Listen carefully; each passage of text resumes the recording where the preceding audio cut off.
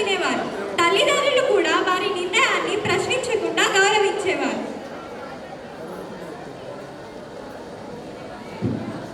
చూసారా నేటి కాలంలో కుటుంబ పరిస్థితులు ఎలా ఉన్నాయో. అరే బాబు, అప్పటి నుంచి చూస్తున్నా ఫోన్లోనే ఉంటున్నావు. హోంవర్క్ ఎప్పుడు చేస్తావు? స్కూల్ నుండి వచ్చినప్పటి నుండి ఫోన్లోనే ఉంటున్నావు. బామ్మ నన్ను విసిగించకు, గేమ్ ఆడుతున్నా కదా. అయినా నేను గేమ్ మధ్యలో ఆపలేను. అయినా నేను హోంవర్క్ మొత్తం స్కూల్లోనే చేశాను కదా. నా మాట అయినా వినట్లేదు, మీరైనా చెప్పండి.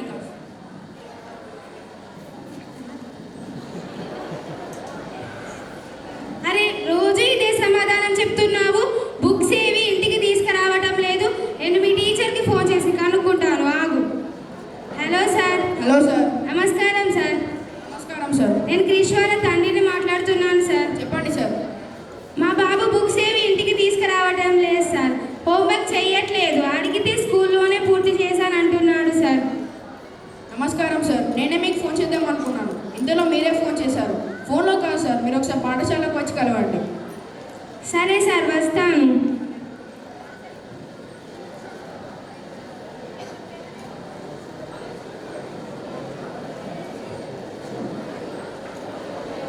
నమస్కారం సార్. నమస్కారం సార్. అసలు మా బాబు పరిస్థితి ఏంటి సార్? మా దగ్గర కంటే మీ దగ్గర ఎక్కువ సమయం ఉంటున్నాడు కదా, కాబట్టి బాధ్యత మొత్తం మీదే కదా. నిజం చెప్పాలంటే ఈ రోజుల్లో పిల్లల్ని నియంత్రించడం చాలా కష్టం అవుతుంది. మేమేం చెప్పినా వినటం లేదు. అసలు మా మాటలు పట్టించుకోవటం లేదు. ఎప్పుడు ఫోన్లోనే గేమ్స్ ఆడుతున్నారు సార్.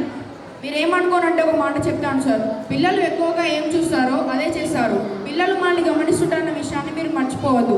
మనం ఫోన్లో ఉంటే వారు కూడా అలాగే చేస్తారు. మీరు చేసే చిన్న చిన్న మార్పులు వాళ్ళ జీవితాన్ని మార్చేస్తాయి.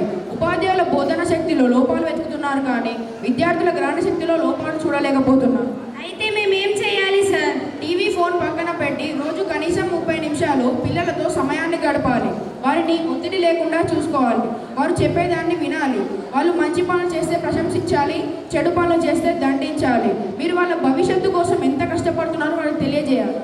సార్, నిజంగానే మేము బిజీగా ఉండి వాళ్ళని కోల్పోతున్నామేమో అనిపిస్తుంది. ఫోన్ సోషల్ మీడియా వల్ల పిల్లలు పక్కదారి పడుతున్నారు. మనం అంతా కలిసి వాళ్ళ భవిష్యత్తు కోసం కృషి చేయాలి.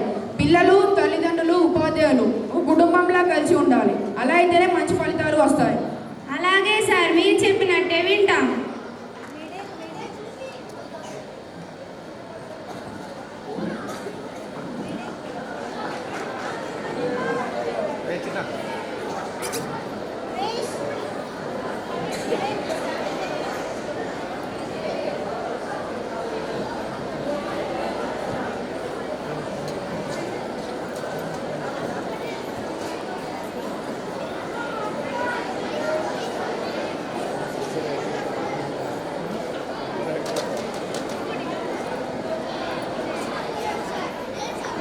జైన్ పిల్లలు కూర్చోండి.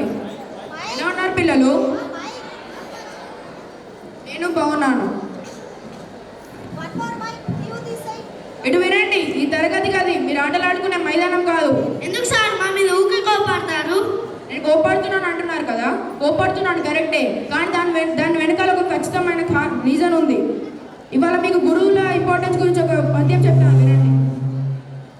చాకి కోకలుతికి చీకాకు పడజేసి మైల తీసి లెస్స మడచినట్లు బుద్ధి చెప్పడివాడు గుద్దితేనేమయా విశ్వదాభిరామ వినురవేమ. పిల్లలు, దీనికి అర్థం ఏమిటంటే చాకలివాడు బట్టలను రాయిగేసి కొడుతూ ఉంటాడు. అది ఎందుకు? అతని ఉద్దేశం ఏమిటి? బట్టలను చింపాలనా, లేదా వాటి మీద ఏమైనా కోపమా? వాటికి ఉన్న మురికి తీయాలనే కదా. అదేవిధంగా మీరు తప్పు చేసినప్పుడు మీ ఉపాధ్యాయులు లేకపోతే మీ తల్లిదండ్రులు ఒక దెబ్బ కొట్టవచ్చు, ఒక మాట అనవచ్చు. అయితే ఏమవుతుంది? వాళ్ళ ఉద్దేశం మిమ్మల్ని కొట్టి చంపాలని కాదు కదా, వీళ్ళు ఒక మంచి మార్పు తీసుకురావాలని కదా. దాన్ని మీరు చెడుగా అర్థం చేసుకోవాలి. హనివర్ధన్, ఏం చేస్తున్నావు? వింటున్నా కదా సార్. చూస్తూ వినాలి కదా. చూడకుంటే వింటే ఏమవుతుంది సార్? ఏంటి నిర్లక్ష్యమైన సమాధానం? నిన్న మనం సందుల గురించి చెప్పుకున్నాం కదా. సవర్ణ సంధి సూత్రం చెప్పు. ఏంటి బాబు ఈ ప్రవర్తన? మీ ప్రవర్తన చూస్తుంటే నన్ను నేను ప్రశ్నించుకునేలా ఉంది. మీ భవిష్యత్తు పట్ల భయాన్ని కలిగిస్తుంది. నేను చెప్పేది మీ మార్కుల కోసం కాదు, మీ భవిష్యత్తు కోసమే. ఉపాధ్యాయుల మాటలు వినని విద్యార్థులు భవిష్యత్తులో చాలా కష్టపడవలసి వస్తుంది. ఇక తర్వాత తర్వాత మీ ఇష్టం. నేను ఇచ్చిన హోంవర్క్ పూర్తి చేశారా? ఎందుకు చేయలేదు అభిరామ్? చేయలేదు సార్. ఎందుకు చేయలేదు? ప్రసూన్ నువ్వెందుకు చేయలేదు? సార్ నిన్న మేము ఫంక్షన్కి పోయినాం సార్. సార్ నేను సినిమాకి పోయినా సార్ అందుకే. సార్ బుక్ ఇంటికానే మర్చిపోయింది సార్. నిన్న జ్వరం వచ్చింది సార్. జ్వరం వచ్చిందా? మీలో రాను రాను క్రమశిక్షణ తగ్గిపోతుంది. మీరు ఇక్కడ ఒక రకంగా అబద్ధం చెప్తున్నారు, ఇంటి దగ్గర ఒక రకంగా అబద్ధం చెప్తున్నారు. మీ తల్లిదండ్రులు నాకు ఒక వారం నుండి కంప్లైంట్ చేస్తున్నారు, నేను కూడా గమనిస్తున్నాను. మీరు ఇంట్లో హోంవర్క్ ఏమీ లేదు, స్కూల్లోనే పూర్తి చేస్తున్నామని అబద్ధాలు ఆడుతున్నారట.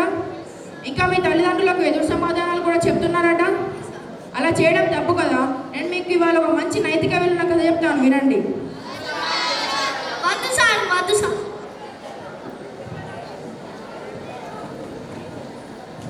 చూసారా, తల్లిదండ్రులు బాధ్యత మొత్తం గురులపైనే మోపే పరిస్థితులు కనిపిస్తున్నాయి. పిల్లలకు క్రమశిక్షణగా ఉండమని చెప్పినా తప్పుగా అర్థం చేసుకునే సందర్భాలు పెరిగాయి.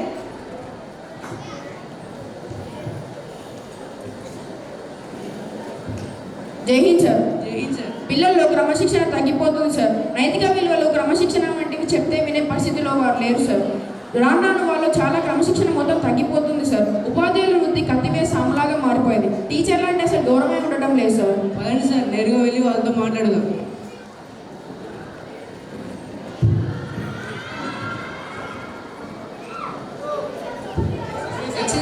లోపలికి రావచ్చు. మీరా? రండి. నేను బాగున్నాను, మీరందరూ ఎలా ఉన్నారు? మేము బాగా ఉన్నాం సార్.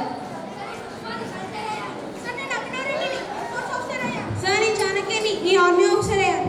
సార్ నేను అజిత్ వర్మని, లాయర్ అయ్యాను. సార్ నేను రామ్చలే, రాజకీయ నాయకుడు. సార్ నేను జోయల్, నేను పోలీస్ ఆఫీసర్ అయ్యాను. సార్ నేను తిమిల, నేను డాక్టర్ అయ్యాను. సార్ నేను ఆరోగ్యం గవర్నమెంట్ టీచర్ అయినాను సార్.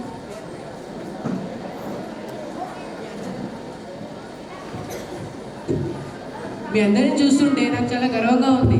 కానీ నేను విద్యార్థులను చూస్తుంటే ఈ సమాజం ఎండిపోతుందో అని భయం వేస్తుంది. సార్ గురువుల మాట వినే స్థితిలో వారు లేరు. మీరు నాతో వచ్చి మీరు విద్యార్థి దశలో ఉన్నప్పుడు గురువుల పట్ల ఎట్లాంటి గౌరవాన్ని చూపేవారో తెలుపండి. తప్పకుండా సార్, పదండి వెళ్దాం.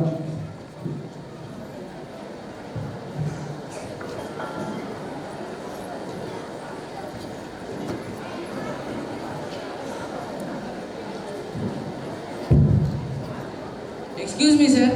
రండి సార్. జై హింద్ పిల్లలు, శ్రీరామ్. వీళ్ళందరూ మన పాఠశాలలో చదువుకొని ఉన్నత శిఖరాలను చేరుకున్న పూర్వ విద్యార్థులు. వీళ్ళు వాళ్ళ పాత జ్ఞాపకాలను మీతో పంచుకుంటారంట. శ్రద్ధగా వినండి. ఒరే పిల్లలు, మన పాఠశాల ఉపాధ్యాయులు చెప్పిన ఒక్కొక్క మాట నా జీవితాన్ని మార్చింది. నేను ఏదైనా సాధించగలనని ఆత్మవిశ్వాసాన్ని ఇచ్చింది మన పాఠశాల ఉపాధ్యాయులే. వారి బోధనల వల్ల నేను ఈరోజు సమాజంలో మంచి పేరు తెచ్చుకున్న లాయర్ని అయ్యాను. న్యాయం కోసం పోరాడడం నా ధర్మం. పేదవాళ్ళ తరపున వాదిస్తున్నాను. పిల్లలు, నా పేరు విశ్వాస్. నేను మన పాఠశాలలో చదివి కలెక్టర్ అయ్యాను. అందరికీ విద్యార్థి ఎలా చేస్తున్నాను.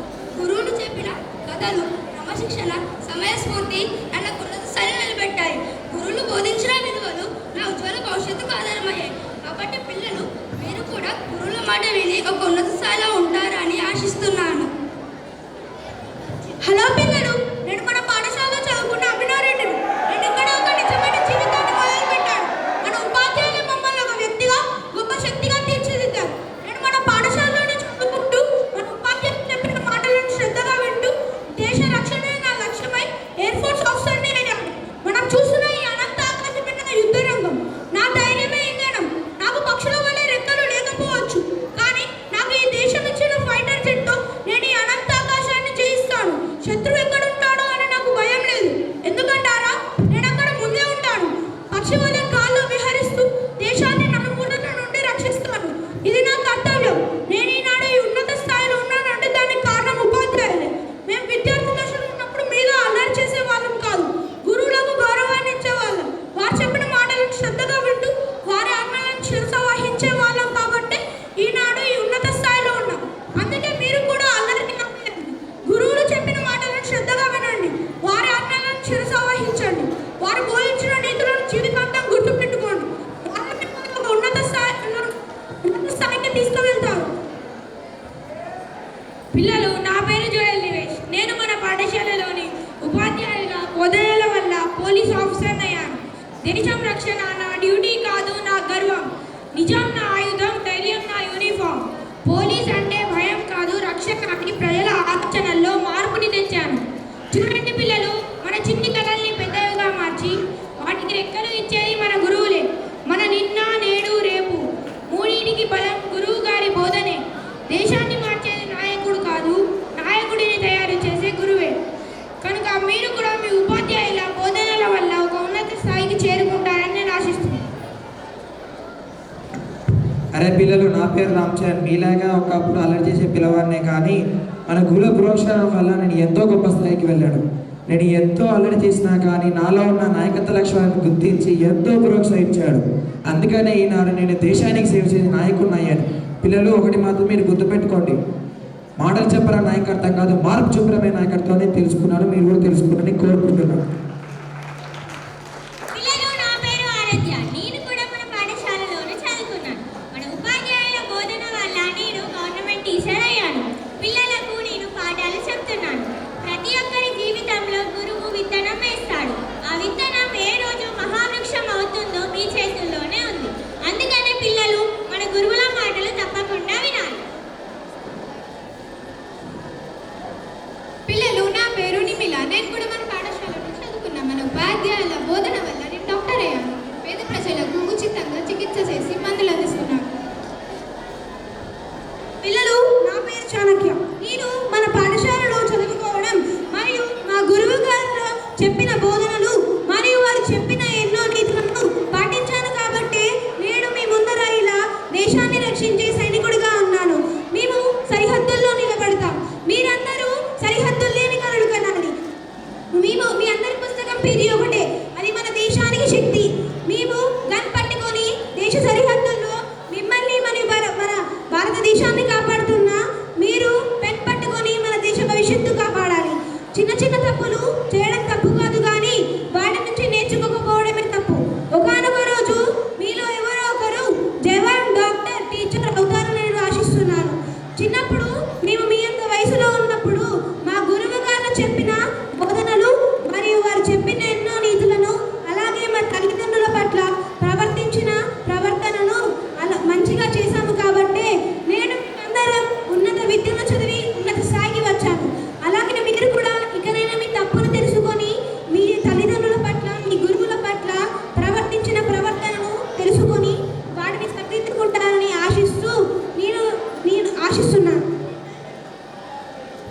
చూడండి పిల్లలు, మీరు ఒక విషయం బాగా అర్థం చేసుకోవాలి. గురువు అంటే కేవలం పాఠాలు బోధించేవాడే కాదు, జీవితం ఎక్కడా తప్పిపోకుండా పట్టాలు ఎక్కించేవాడు. మీ తల్లిదండ్రులు మీకోసం భవనం కట్టిస్తే ఆ భవనంలో ఎలా జీవించాలో గురువు నేర్పిస్తాడు. మీరు నిజంగా మారాలంటే 3 విషయాలు పాటించాలి: వినాలి, నేర్చుకోవాలి, మారాలి. చూసారు కదా పిల్లలు, ఒకప్పటి విద్యార్థులు ఎంత ఉన్నత శిఖరాన్ని చేరుకున్నారో మీరు కూడా స్థితికి చేరుకోవాలంటే గురువుల మాట తప్పక పాటించాలి. గురువుల మాటలు ఇప్పుడు మీకు నచ్చకపోవచ్చు, కానీ అవే మీకు నిజమైన జ్ఞానాన్ని, నైపుణ్యాన్ని అందించి జీవితాంతం తోడుంటాయి. అలాగే సార్, మీరు చెప్పినట్టే మార్చుకుంటాం. చూడండి పిల్లలు, తప్పు చేసేవారు చెడ్డవారు కాదు, చేసిన తప్పును తెలుసుకునేవారు, మార్పు చూపని వారే చెడ్డవారు. మీలో తప్పక మార్పు వస్తుందని ఆశిస్తాను.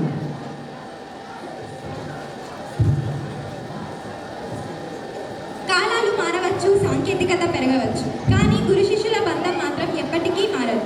పిల్లలు, మీరు లైఫ్లో సక్సెస్ అయ్యాక గెట్ టుగెదర్ అని మీరు మీ ఫ్రెండ్స్ కలవడమే కాకుండా మీ విజయం వెనుక భుజం తట్టిన గురువులు ఉంటే ఉంటారు. వారిని వెళ్ళి కలవండి. గురువును గుర్తించలేని విద్య గుడ్డి విద్య.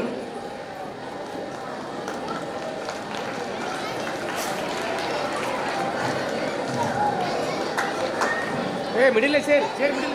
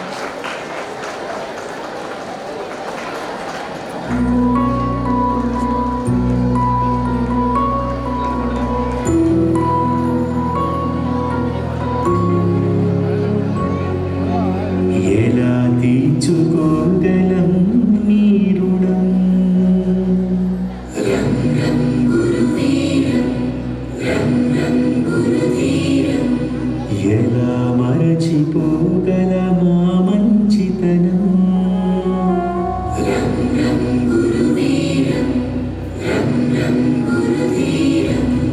గురువర్యా గురువర్యా మీ మాటే మా మనసులకి కవిలుగయ్యా గురువర్యా గురువర్యా మీతోటే మా బతుకులకు కవిలుగయ్యా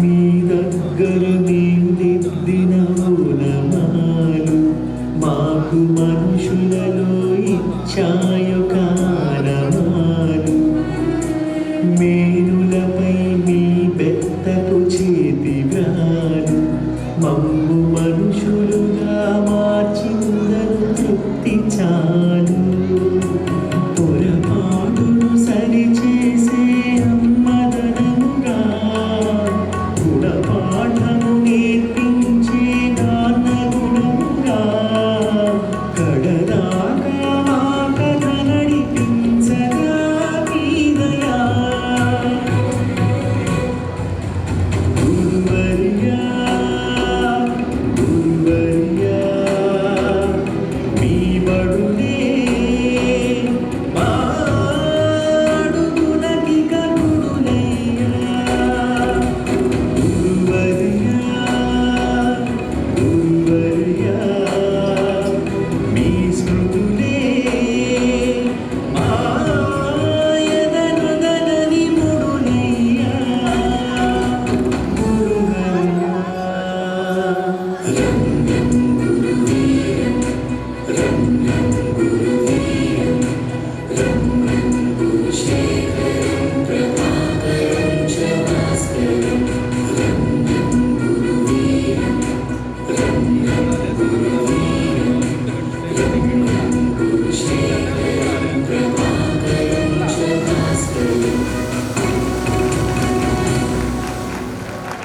ఎలా తీర్చుకోగలం మీ రుణం